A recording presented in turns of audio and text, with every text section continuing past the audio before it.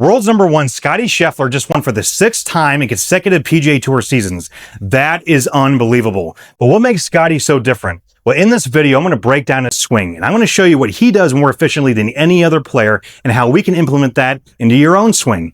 You don't even have to remember anything because at the end, I've got a free downloadable practice guide right in my description. If you like what you see, be sure to like and subscribe to Team KSG, and we'll learn together.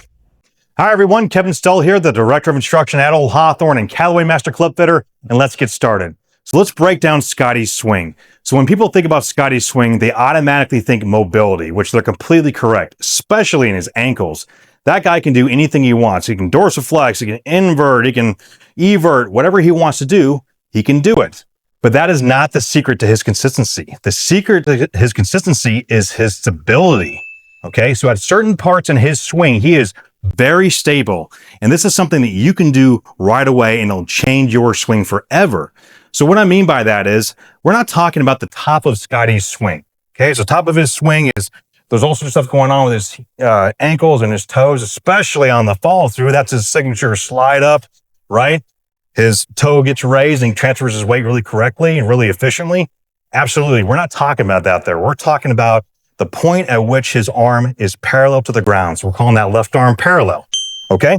So when Scottie takes his club back to left arm parallel here, his what's called center of pressure, COP, is in the middle of his foot. Okay. He's very well balanced right here. It's not going to be anywhere towards his heel or his toe in that position. Okay. So left arm parallel, he's feeling nice and stacked on the right side. His COP or center of pressure is medial, meaning is right in the middle of his foot. Okay, so he's very efficient that way, and almost all PGA Tour players do a great job of doing that. He just tends to be a little bit better on a consistent basis. Okay, so when he takes it back, he's feeling pretty centered. He's feeling nice and balanced. Now, what this does is it allows him to push off that side with maximum speed at the right spot. So on his downswing, when he's at left arm parallel, that center of pressure now, again, is in the middle of his lead foot. Okay, so this is very important because if we change our center of pressure, for instance, if we're going on the downswing and we're at left arm parallel here, and we've got some weight towards our lead heel already, or towards our trail toe, that's going to be a dynamically open stance. Okay, so that actually is, you're already going to start coming over the top. You're going to see that quite a bit from a lot of people.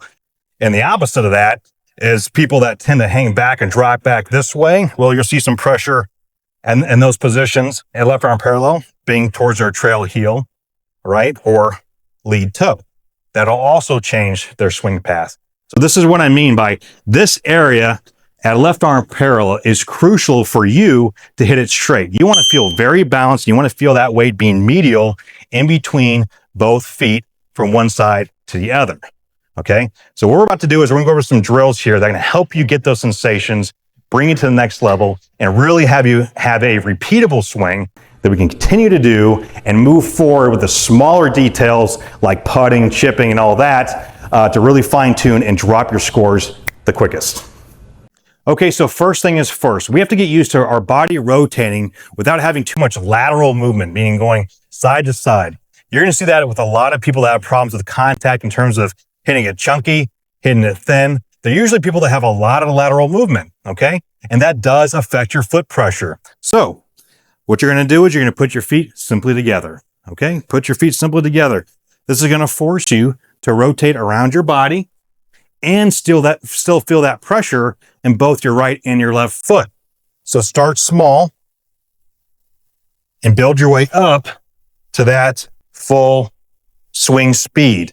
Okay, now if you find yourself falling forward or falling backwards, you know that we're getting a little bit lateral with our movements or possibly just out of balance. Okay, so stay very balanced, stay very stable, and you can even hit balls this way. Okay, start small, build momentum, and see how fast you can go while hitting the ball before you lose your balance.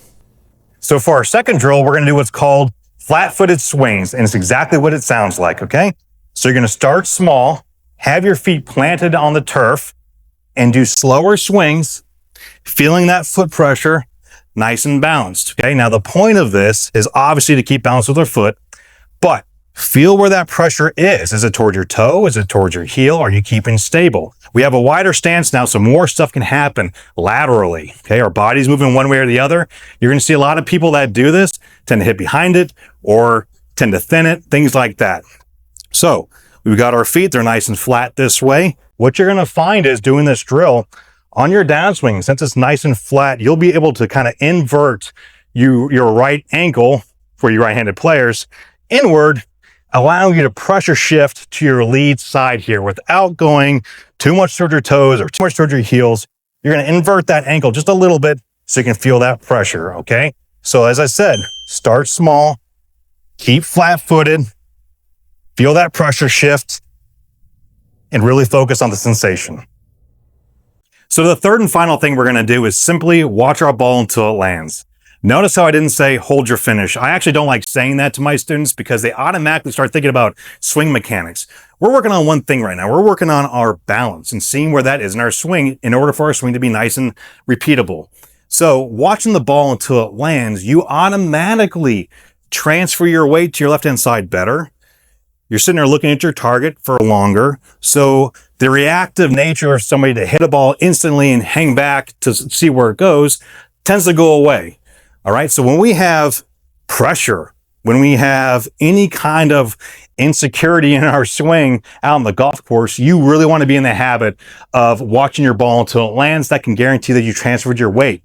There's a reason why these tour guys all do it. You don't see anybody swinging, right, and then looking straight down unless they hit an absolutely terrible shot. But for the most part, they're very keenly aware where that golf ball is going.